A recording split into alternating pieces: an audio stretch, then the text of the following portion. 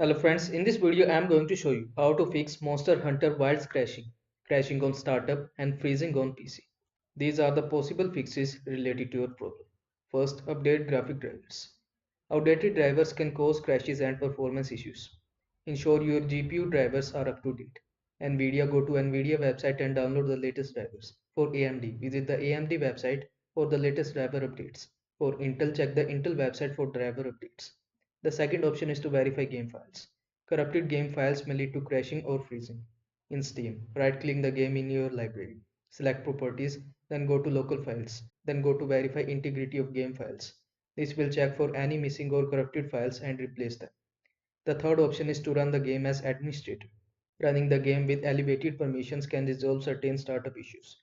For that, right-click on Monster Hunter while in your Steam library. Choose Properties, then go to Local Files. Then go to Browse. Find the game executable file, right-click on it, and select Run as administrator. So these are the possible fixes related to your problem. Make sure to like this video and subscribe to my channel for more this type of content. Thank you.